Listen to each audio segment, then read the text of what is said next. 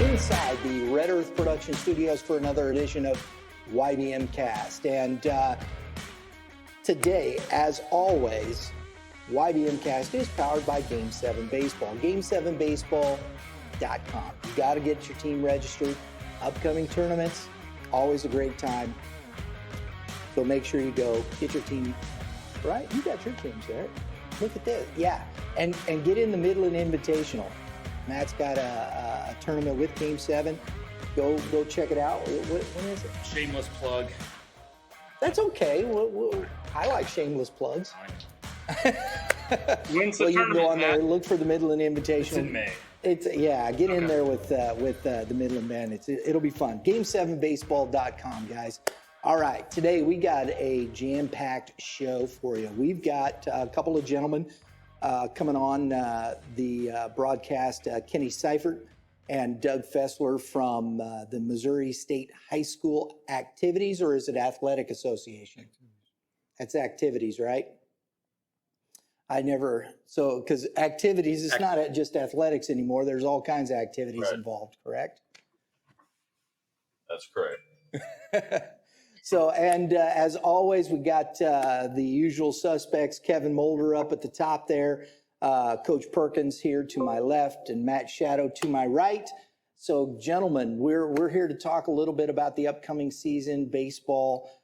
Doug Fessler is taking the reins for MSHSAA, directing baseball in the upcoming season. Kenny, we're glad to see you back here, sir. Kind of give us a little state of the union on MSHSAA, would you?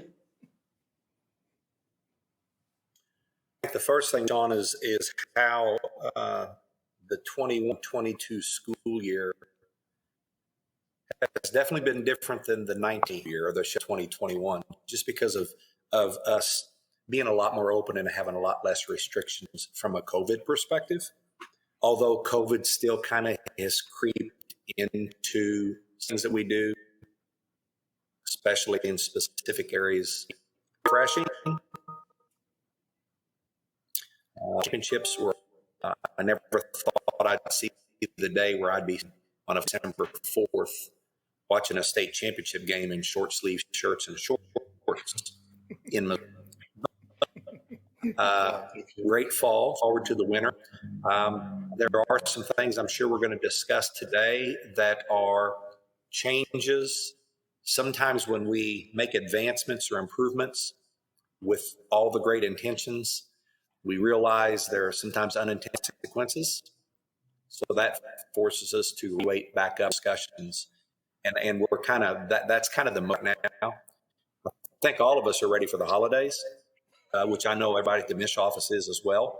But winter sports are in full swing. We're playing basketball, we're wrestling, we're swimming and diving. And, we always push forward and we do that because we want kids specifically, but their coaches and their communities to have great experiences and great memories. So that's what we're striving for. Very good, very good. I want to introduce here Doug Fessler. Doug, you just started with MSHSAA, correct? Correct. So, yeah, I'm 5 months in. Give us a little background here and how you got started in that, bud. Sure. Ever since I was in college, and I'm a business major. I wanted to be kind of athletics and business, and I've been a college basketball coach and played a little college baseball, and so I wanted to stay involved in athletics.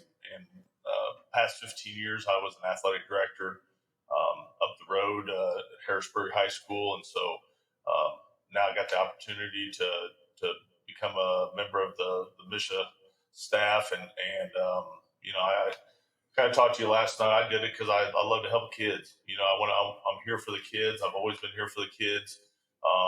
And I want to try to make our championships, if they can be better than they were in the past, but if not, maintain the level of professionalism they have. And like Kenny said, we're always here collaborating, trying to figure out different scenarios, best ways to go, trying to help out not just one specific sport as in baseball, but the entirety of all our athletics and activities here at Mission. And that sometimes gets lost in a lot of translations, and it like Kenny says, sometimes there's unintended consequences for certain sports, but that's what we're here for, to try to resolve those and work it out. And I think the cool thing about Mission is we're actually, so to speak, the enforcers. We're not making up the rules. The member schools, they're the ones that are kind of saying this is what we want, and we put them together in the bylaws, and we're the ones out there that have to enforce it. So a lot of times we're the bad guys, but that's okay. Overall there has to be somebody kind of trying to run it. But really it's all the mission member schools that make up our bylaws. And so we just try to keep them in line. Very good. Kevin, want to give it a start there, bud? Yeah, first off, I'd like to just say thank you, and I really appreciate the efforts you guys make. And I'm 41 years old. I'm a product of Missouri high school athletics, and as a former basketball and baseball player through the system, I can certainly tell now that I'm on the professional side how far we've advanced things in that time period, and overall I think you guys do a great job, and excited about hearing about some of the future stuff. And I know our coaches have a lot of questions, and I think the ultimate goal is, speaking specifically to baseball, is how can we grow our sport. And I have a coaching background at the collegiate level that's taken me all across the country, literally coast to coast, and got to see baseball high school baseball in a lot of different states, and really high school, because I'm a fan of sports, high school football and basketball and soccer and whatnot in other states. And just comparatively, I think one thing the baseball coaches and myself would love to see is just the sport of baseball continue to grow within our state, and what are the angles we can do to improve them. Because certainly I've noticed certain states, certain sports seem more important. And maybe that's not necessarily the high schools themselves that promote that. Maybe it's just the culture of certain states. Like you think Indiana, you think basketball, you think Texas, you think football. I spent some time in Florida. You certainly think baseball. And I think, myself and the coaches, how do we promote the game of baseball with our high school students? And I know Coach Perkins kind of leads the charge among a couple others with the Missouri High School Athletic Baseball Association. I think they do a great job with our convention there. And Coach, what do you think are some of the things that we can do to take us to the next level, to catch up to some of the more maybe traditional baseball states? Well, I think what's going on right now is fantastic, with Kenny and Doug both being here. And I've corresponded with Doug previously, and he has agreed to come to our convention, which I think will be a huge step. I know way back in the day, Dale Plyman, and he did come to our clinic. And when Tim was in there, Thompson, he came. And I think, just getting your faces out there in front of people, because nobody knows you guys. None of the coaches have ever been around you guys. And I think that's awesome what you're doing and making those strides in that direction. So thank you for that. Yeah. Yeah, I'm looking forward to it. I told Brian last night that I'm in charge of softball and basketball as well. And, I'm just happy I was able to fit it in the schedule there to get it, because as you know, basketball's in full swing. So I'm looking forward to getting to know as many coaches and people, as I can. So. Yeah, we'll protect you. It's recorded. It's recorded. Pat? I'm just going to dive right into a couple questions. Sure. That hopefully you can answer. Sure. And this more or less probably pertains to me and Coach P than anybody else. in the winter for baseball, what are the actual rules for the high schools pertaining to workouts, can't work out, if they can, how many days, et cetera, et cetera. So that way, from our standpoint, we actually know what a high school can do. Because for us, if we have 3 practices a week and the high schools can have 2, there's no reason for us to have 3 practices because they need to go to their high school practice in January and February over ours. Sure. So they can make their high school team and get in front of the coach, especially with the younger ones. So there's been a lot of rumors. There's been a lot of hearsay. So if you know exactly what it is, if not, then that's great, but I'll let you go. Yeah. Kenny, you want me to do it? Go ahead, and if you make a mistake, I'll correct you real quick. Sure you will. That's the boss. Yep, that's the seniority taking over there. This past year, the mission member schools voted into have an out of season practice period, something that hasn't been allowed before.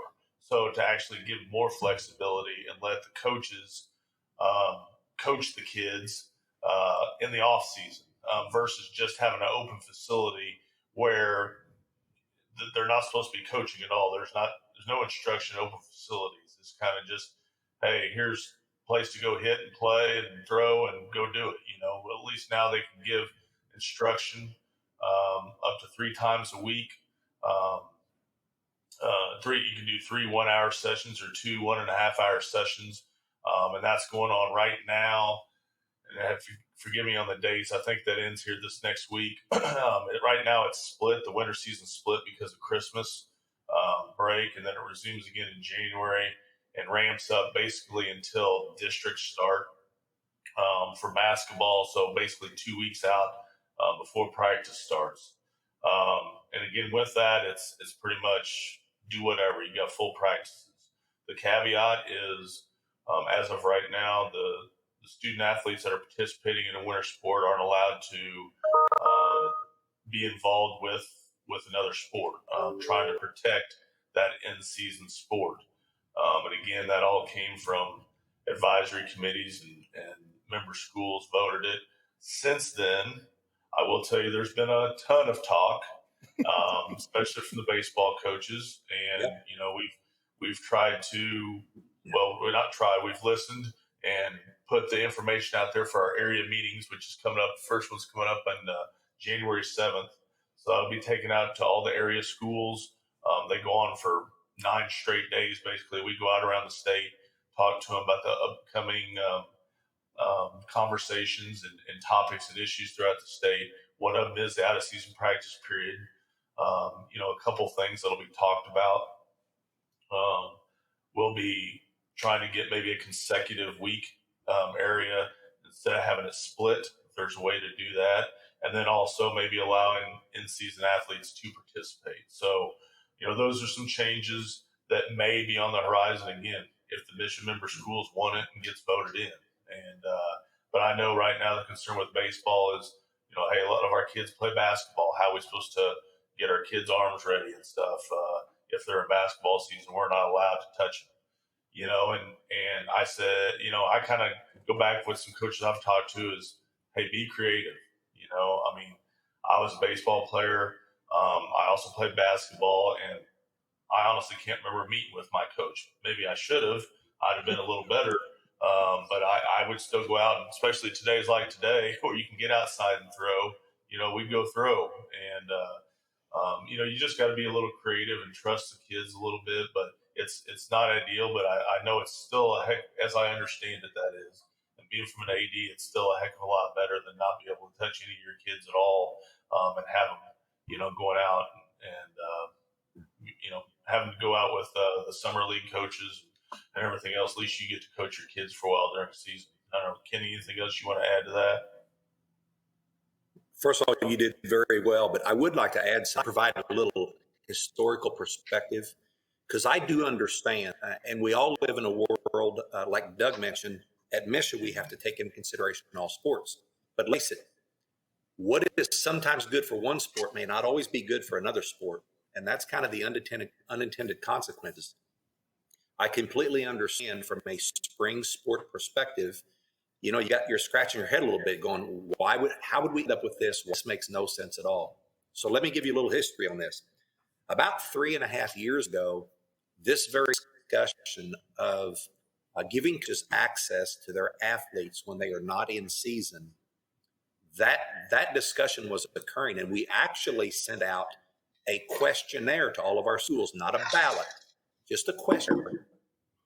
And that questionnaire was not very specific. It just basically, the question was, should we consider allowing out of season coaches access to their athletes out of season?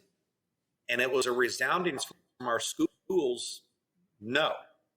Now, the reason we revisited it 2 years later and we're now at this spot was the information we were gathering from our schools was too open, not restrictive enough. And there were a lot of schools concerned about the dilemma that you have when your basketball coach and your football coach were in football season. The basketball coaches want to come in the morning and shoot shots with the quarterback of the football team. And that dilemma happens within a school building between coaches. I'm not saying that they weren't in favor of us looking at something, but they were opposed to it at that time because it wasn't restrictive enough. They were scared about the unintended consequences. So now here we are, basically a year ago. We designed the questionnaire in regards to if it was more restrictive, we had guidelines. Yes, our schools voted it, and that's how we ended up where we're at. Okay, but obviously, when the 21-22 school year started this fall, we received some pushback, and we are going to revisit that with our superintendents and athletic director at the January board meeting that Doug mentioned to see if we can't tweak that to where it does fit more of what everyone's needs are. Coach, you want to? The summer contact days being talked about going down, like 15 days. Is that Not that I know of. I don't know, Kenny. Yeah, Coach, that's a great question. I was an athletic director when we all of a sudden had 25 contact days, and then coaches were saying, "This is nuts. This is way too many. There's no use them." So we go down to 20. But right now, to answer your question, Coach, I don't know that discussion is being had from our advisory committees. We're not really getting that. Once in a while, we'll hear a little scent of it. But right now, that's not really a discussion that's happening much. Okay, that's good.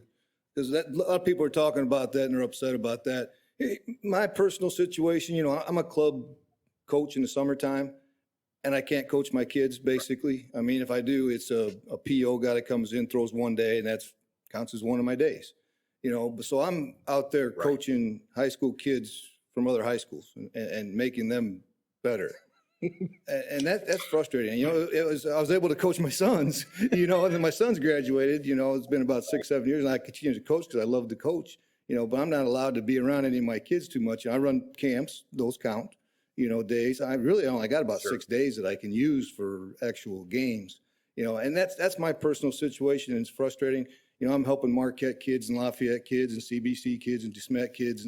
And then, my kids are around because they're playing on other club teams. I'll see them and I'll watch games, but that's what I can do. But, that's what comes frustrating for like summer coaches.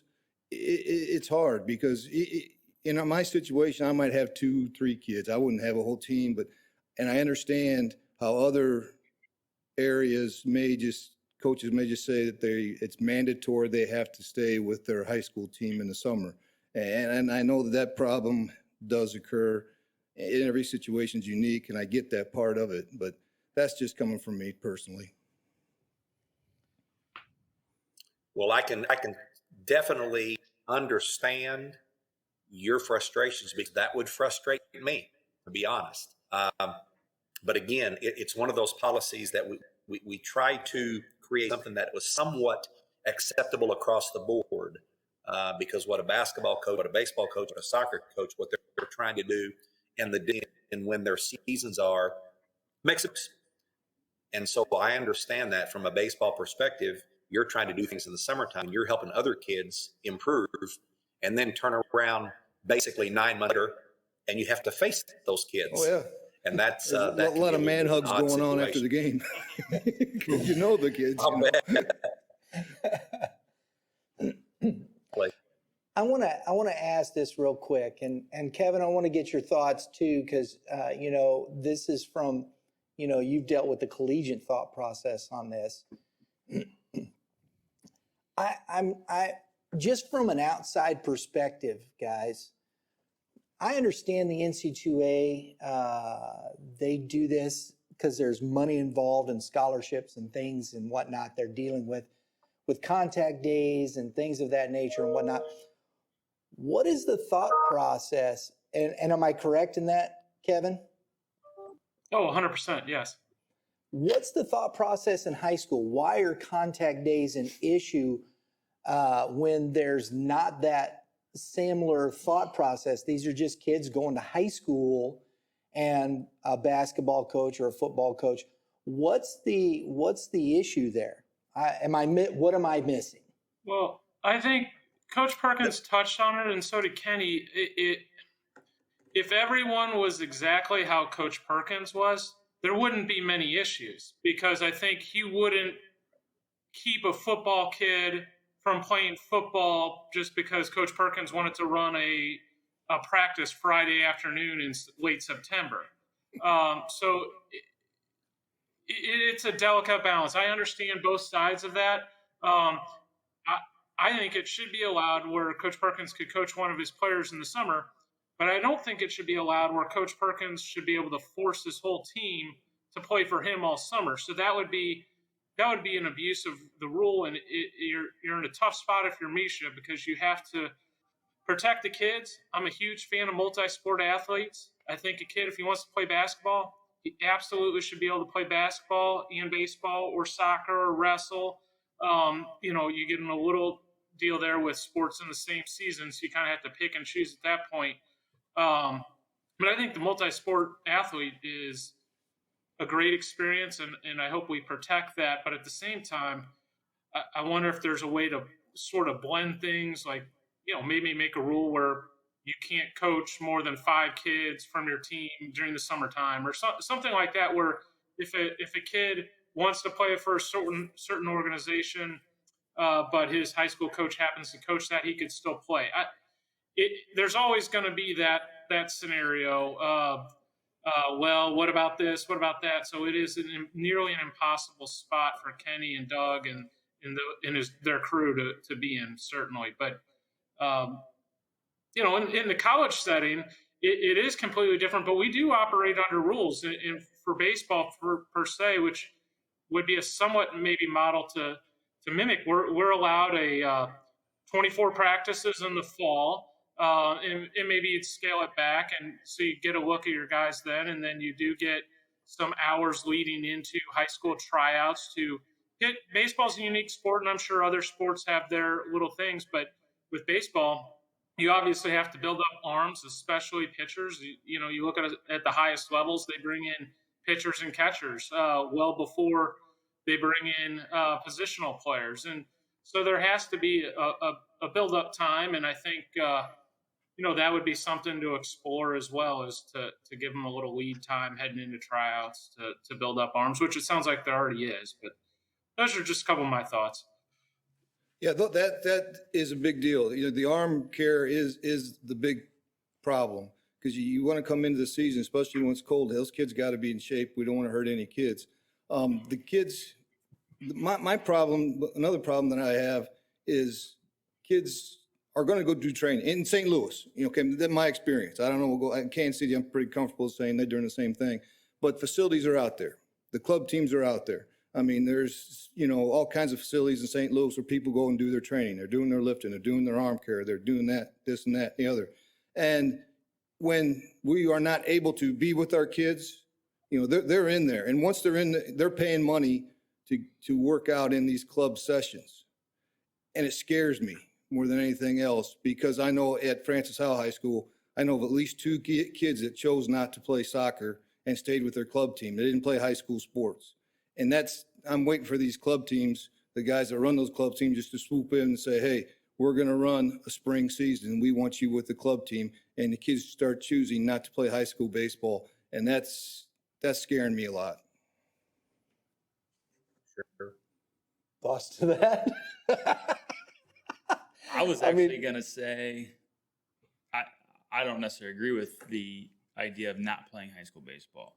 Right. But in the beginning, the topic came up of growing the game in the state of Missouri. And I'm very familiar because we have teams and affiliates in other states. So I'm very familiar with what other states do, specifically southern states. And there's a lot of southern states that actually have, now you got to understand the weather's different. I get it. But they have fall baseball for high school. Missouri does too. And it's late fall, which, if you have a day like today, it's different, but it could also snow at 5:00 today. So it's a different ball game, but I think getting everybody on the same page prevents it going to where soccer is technically going of you can't play for your high school team because you're playing for our club team. But I also think soccer offers a lot more for their club during the high school season. I think high school baseball during the spring, if you're not playing high school baseball, I think the club baseball aspect of it, I don't think there's a lot there that you can technically do right now. Somebody would have to take the bull by the horns and say, I'm going to go start this because somebody made me mad. And people would have to follow. But I'm a big component of playing high school baseball, playing high school soccer, playing high school football, whatever, basketball, because you're playing with a group of kids that some of you've known for 7-8 years. So you're playing for something different. You know what I mean? You're playing for your school. You're playing for, you're playing with different kids. But I think growing the game helps when you can let the high school teams do more, like we've discussed already, but also having open conversations. So you're never going to be what the southern states are because you don't have the weather. But I think you can open it up a little more. So people like Coach P and myself can actually say, hey, what are you doing? I know what you're doing. This is what we're doing. So we're on the same page. So it's not, hey, don't go to your high school practice. Otherwise, you're not going to play in the summer. Well, don't go to your club practice. Otherwise, you're not going to make my team. I mean, we let kids go to high school practice over coming to us all winter because they need, especially the 15-year-olds, 100% they have to. You just need to know your kids and what they're Correct. doing. I mean, if you communicate with your kids and they're going to club team, like if during the windows are open, I'm more concerned about pitchers than anything else with the arm care stuff. But if they're throwing with their club team, I tell them not even to come to me because that's just too much. I mean, and that's just common sense. But again, I know there's people that don't have common sense. But or ace kids, we have ace kids that we don't see for months. Yeah. But I don't care because I know what they're doing. Yeah, there's all kinds of places they can go to. I was going to say, I'd like to interject a little bit because, we do have, Coach Perkins alluded to it, there is fall baseball in Missouri. The school I was at Harrisburg, they play fall baseball. So, you can choose to do it. It's just when you have football as well, it's tough unless you're a huge school district that does football or, you have sports specific, not dual sport athletes. It's hard to have enough athletes to run both teams, our championships are in the spring for baseball, but it is good. And I think it's good for the kids if you do have both those programs, and what I find interesting is from a different perspective is Coach is from, and you all from St. Louis in mid-Missouri, and I come from a small town, a small school. We live on dual sport athletes. That's where they live. And it's so hard. We're talking about contact days in the summer.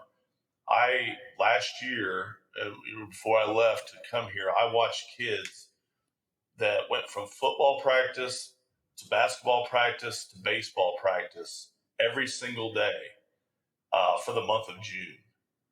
And I don't know what can be done about it, but those kids are done. They don't want a thing to do with anything after the month of June. And that's what's sad. They're beat. They're just drained. they're getting injured. And, I think I know that's why a lot of the rules are in place they are, so that, not the kid that just plays baseball or the kid that just plays basketball or softball, but it's the dual sport kids, so they have a little bit of protection. And, I want to grow every sport as much as I can, and I am a huge proponent of the dual sport athlete. But I also saw my own kid just get beat down and finally say, Dad, I don't want to play basketball anymore. I'm just done with it. I've played it since I was 6 years old, and by the time she was a senior, she's done with it. And that hurt me. And I know you all know what I'm talking about too. And I think I think Kevin alluded to earlier too. There's a thin line of a fine mix you can have, and I think that's going to be my goal, is to make sure, like Kenny said too, all kids are able to enjoy their high school experience. Because whether you're playing club ball, which I think is awesome too, and I'm not that as experienced with club, because again, in Missouri there's not a lot of club teams. Kansas City and St. Louis, I know there is, but there's nothing I think more you can have better experience as a child than playing for your school and play for your school team and those kids you've ran around the block with, and that is something special. And then I've heard, though, on the flip side, my club team's really good. My high school team sucks. So I don't want to play for my high school team, And yeah, you're going to get that because your club team is, for the most part, a lot of times great players and athletes, and you're going to have that, And so I don't know where it's going to go later on and how it's going to progress, but I want to see that balance. Go ahead. I would say, the fall thing, I don't know if you can compete fall. It's the better kids because of all the PG stuff that's going on. It's small schools though. I experienced it. Yeah. Right, but like where he's at, they would benefit. The big cities. It's a choice. They can do that if they want to. But also, I think what Doug's talking about is also something that Kevin harped on was, and you have said, you're dumbing this down for people that aren't smart enough to take the initiative to say, you had to say it that way. It's true. Because you got a lot of dumb coaches, right? And you got a lot of dumb parents. And they let their kids do all this stuff. So if you have a quarterback who's playing every day, but your high school baseball coach is saying, well, you need to come throw 3 days for us, and you're throwing a football, kid's not going to have an arm in 4 or 5 weeks. Nope.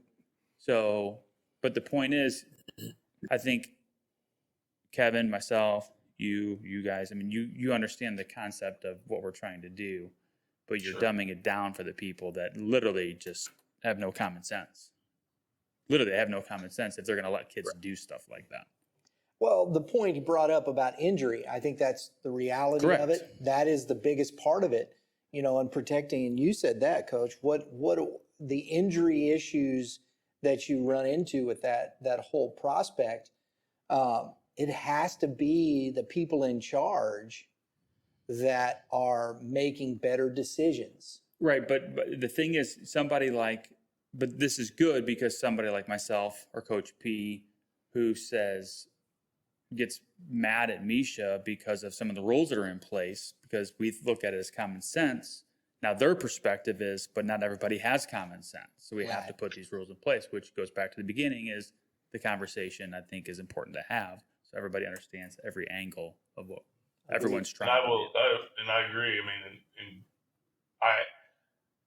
Before I came into this office, I didn't think I was a very special athletic director, but boy, after being here for 5 months, I guess I was a hell of a guy, because I've noticed there's a lot of things that people just like you said, common sense just don't do, and you do have to explain it all the way down to the very, end, for it to make sense sometimes. And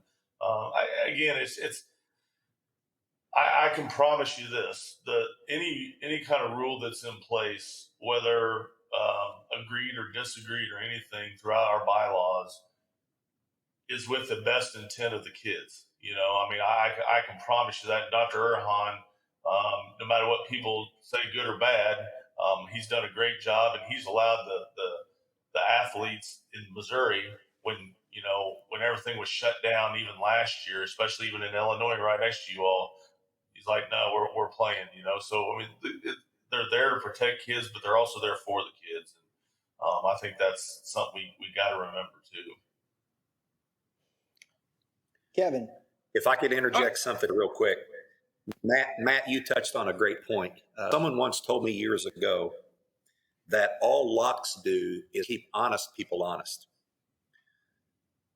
Criminals don't care as a lock on something. And so, sometimes you have to ask yourself from a bigger picture standpoint, why do we have speed limit laws? Well, there's a speed limit law of 70 on Interstate 70. You have that up there. I'm sure some people go 510, not understanding that there are dangers that come from not using common sense, like you mentioned, Perkins. Don't use common sense.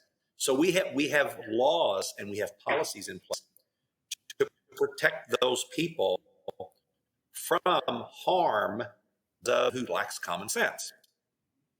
And unfortunately, bylaws and policies are put in place, like Doug mentioned, like you all have kind of the core of this conversation has been.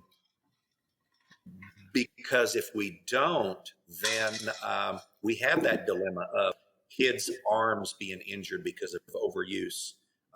When I was the athletic director at Moberly High School, I was a big proponent of this dead period. Why was I a proponent of the dead period? Because I knew my coaches, and here's what they did. A lot of multi-sport athletes, because we were somewhat of a medium-sized, smaller-sized school.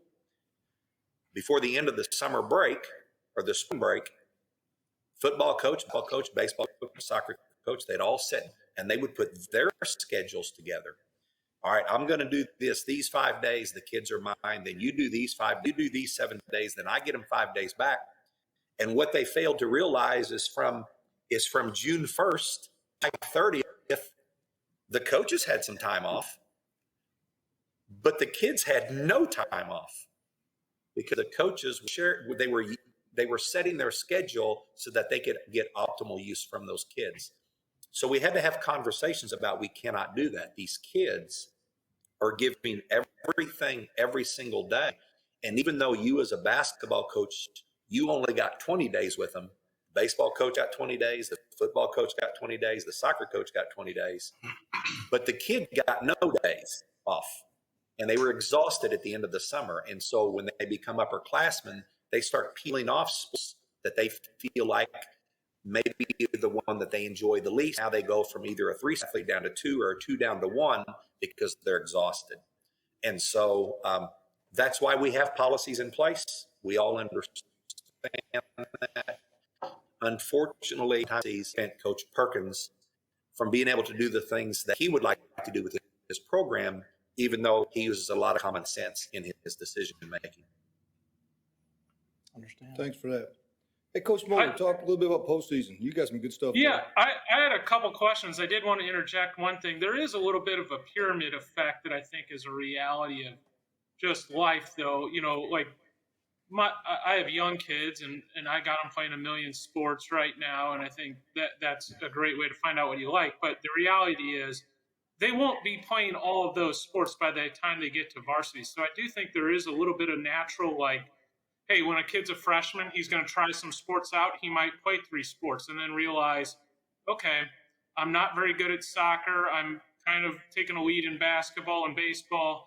I'm going to drop soccer and become a little more serious about my basketball or my baseball. So I do think we have to understand that is a natural progression. And then, hey, at the end of the day, they might be good enough to go play college. They're not going to go play college in multi-sport, most likely. So it's going to be one. So it is a pyramid effect that I think is a reality of sports, that as you age, you kind of tend to do the one that you're better at, or get pigeonholed into making some choices. And that's part of the deal. But I did have 2 questions for you. How is the classes for baseball, and I suppose just across the board, how are those identified? And then why do those not come out prior to the season starting, specifically for baseball? I'll answer why they come out. Go ahead. I'll answer Kevin's question. And by the way, that's a great question. The reason they are coming out so late for spring, winter, and fall sports, basically they come out the first day of the first day of the contest or the first day of practice. I think First day of Lava contest, March 18th this next year. So back up to 4 and 6 years ago, when our classification and district assignment process, the 2-year process, and that was based upon enrollment, based upon the numbers you turn into DESE for previous spring. So what we were from our schools were, number one, is there any way we can get away from a 2-year classification and district assignment process? And is there any way that the numbers be more reflective of the actual enrollment of that school? Because we use let's use the spring of 2021 DESE numbers that determine our classification for the 2022 and the 22-23 school year. Those kids graduated 2 years ago. So the school, and those numbers are so either inflated or deflated based upon what's going on within your school. So the schools basically said, we want to wait as long as we can to get accurate information. And we only do it on a year-to-year process. Trust me, it made a lot more work on our end. We are scrambling much more 3 times a year because, I mean, it's that final second. We're trying to cram this information in and make sure our schools got enrollment data in. But that's why it comes out so late. And that is why we're doing it on a year basis, because that's really what the schools wanted. And of course, you know, Coach Perkins, we no longer use senior enrollment as part of our calculation of our basically our enrollment numbers. It's freshmen through juniors, because the seniors would be graduated and out of school before that season rolled around. So that was kind of a big change. Doug, I'll let you answer the first part of his question. The first part is pretty simple, and it's really by geographic location. Our board has a policy that all our classes and district assignment, the classes are, I'll start with the classes, I guess, first. You know, they're numerical balance, and no class can be, you can't have a school in any class besides class 1. And I'll explain that in a second, but it can't be 2 times larger than any school in your class. Class 1, that's going to happen because you have some schools that are 10 kids, and we'd have to have 50 classes then in order to meet that differential. But and that's all that's for all public schools. The non-public schools, they have what's called a championship factor. They're just put in there on their raw enrollment as well. But if they accumulate so many points based on winning district titles, going to state semis, winning a state title, they accumulate points and can move up in classes. And so that's kind of how it's all classified. And then everything's district by geographic location and approximate number of teams within the same district. And in baseball, I believe there's 6 classes of baseball, and the tournaments then are as follows. And honestly, I haven't looked with softball and basketball. I haven't looked at how all the districts break down in the past in baseball. But honestly, I haven't. Even when I did basketball, and softball, I didn't want to look back and see what the previous execs broke it down in the past. I wanted to have no previous knowledge, and I just did it again how it's supposed to be. And again, that we have no control over that. That's all what our board. It's in our board policy. Because somebody said, heck, it's mentioned we need to really do pods and put the best teams in each quadrant, this and that, and reseed. Hey, that's all got to go through the local schools and come up and then change board policy. We don't make that decision. So hopefully that'll help. Yeah, no, that's a great answer. I was mostly wondering about the classes, and so that did answer my question. So it's the private schools that move class to class or sport different sports I noticed, Correct. but that does not apply for the public schools, correct? If like Correct. a 4A won 5 state championships and they're public, they do not move, correct? They're just on their raw enrollment. That is correct. Okay. That's great. Good. Thank you. That Now, really clarifies. Kevin, let me add this. A public school actually move, but they can't move up. An example, let's say we have a non-public school in class 3 that based their championships points, got shoved by class 4, then there has to be a class 4 school that goes down. So we could actually have, based upon raw enrollment, public school class 4 that ends up getting shoved down to class 3 because they were at the very bottom of the line, and they were the very next school to go down based upon the non-public school rolling from up to public schools don't move, but they can move, but it's all based upon the movement of the non-public schools. Got it. No, that's great. I appreciate the answer. My final question, or maybe it's more of a statement, and I talked to Coach Perkins about this during the fact last year. Whether it's fair or not, I think a lot of things are judged on how the state championship experience or tournament runs. I don't know if that's necessarily fair because you look at the whole season, but most eyes are on us or you during the championship experience with any sport. It's kind of the crown jewel. And Doug, I know you're new this year. I personally feel like it needs to be looked at hard how the schedule was formatted. Last year we had the Missouri, the largest school, 6A, and I also realized that a 1A student athlete's treated the same as a 6A student, and they're all equally as important. But our largest school championship started at after 9:30 p.m. last year. With zero, in baseball is also a unique sport. You could deal with weather and whatnot, but with zero weather delays, I think we need to look at reformatting the times things are laid out. Like we would have 2.5 hours in between for games to run. For example, a one semifinal would start at 4, the next 6:30. It really played a role when there was third place in championship games. Because, and this is great, we introduced the rosters, the coaches, the teams, etc. Phenomenal. That adds to the experience, the championship experience for the players and the fans, and should be done.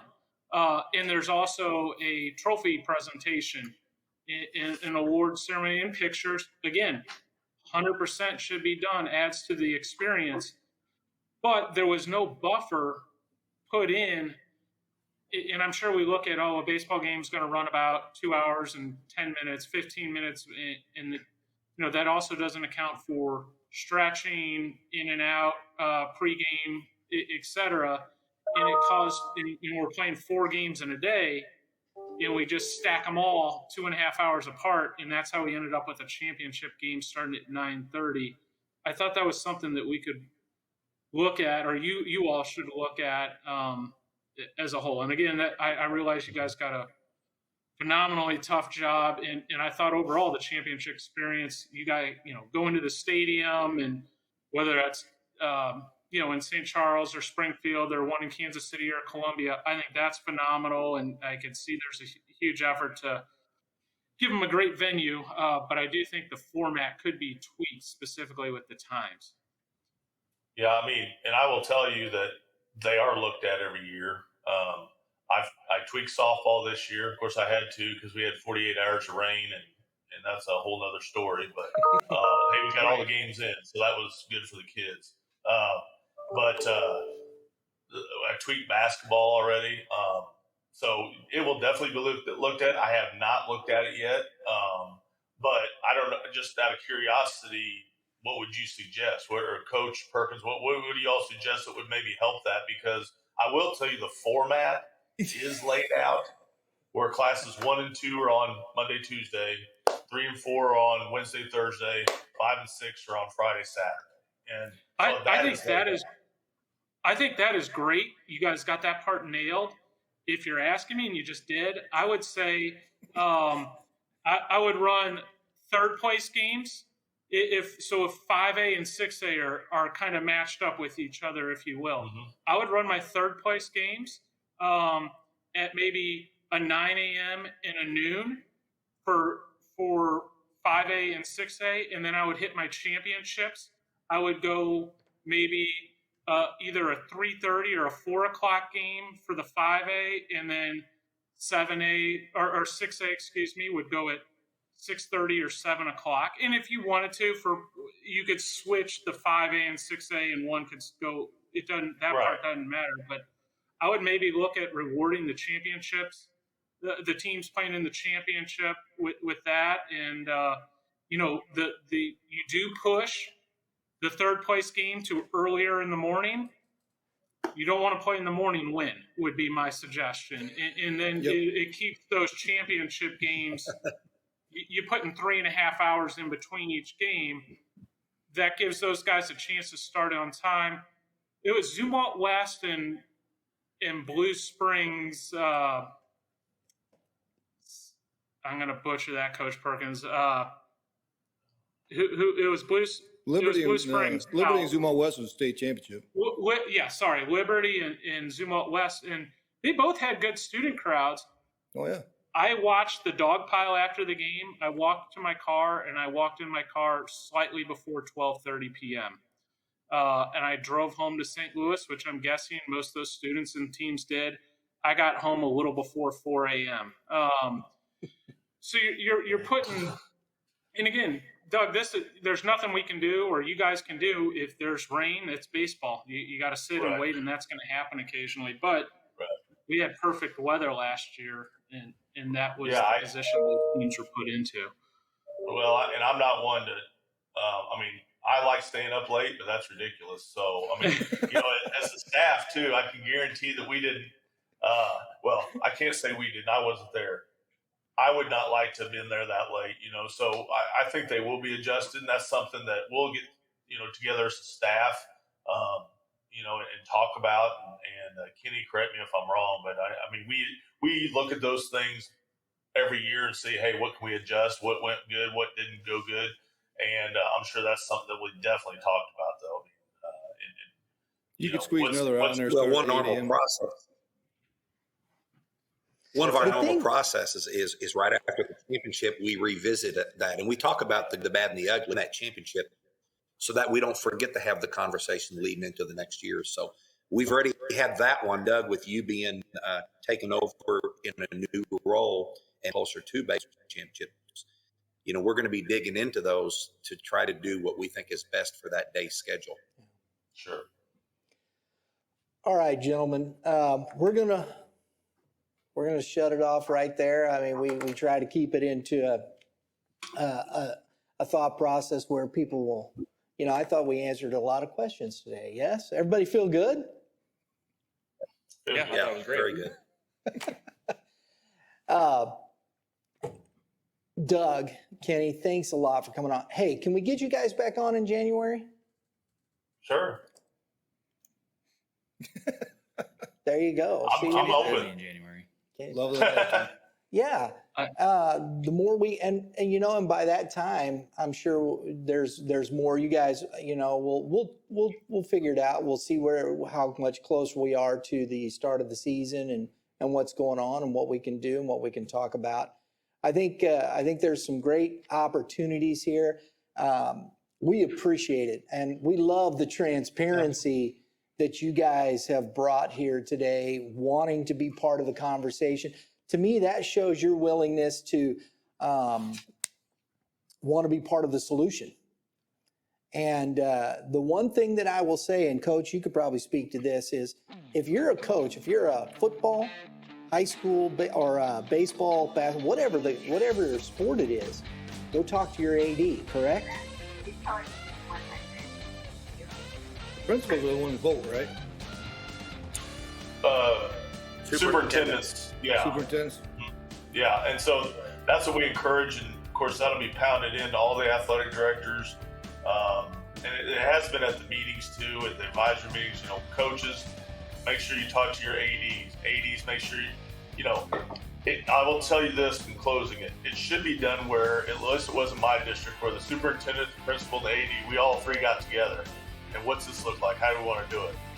I will tell you though, a lot of times, no, it's not like that. You know, I mean, it's the principal or superintendent doing maybe what they think is right. But I encourage everybody to communicate. That's got to be the key. Absolutely. Absolutely. Yep. Kevin, Kenny, Doug, Coach, Matt, guys, thanks for coming on. We do appreciate it. Everybody, thanks for tuning in. Glad you're with us. Make sure to come back. We're going to have these guys on talking some more baseball. Until then, everybody have a great day in the Lord. All you pitchers, keep throwing strikes, and you hitters, hit them where they ain't, right? Right. I did that. We haven't been on in a while. I took his line. My bad. Go ahead. I'll make it through the day. We're good. We'll see you next time, folks. Thank you, guys. Thanks, Doug. Thanks, Kenny. Thank you. Appreciate it, guys. Everybody.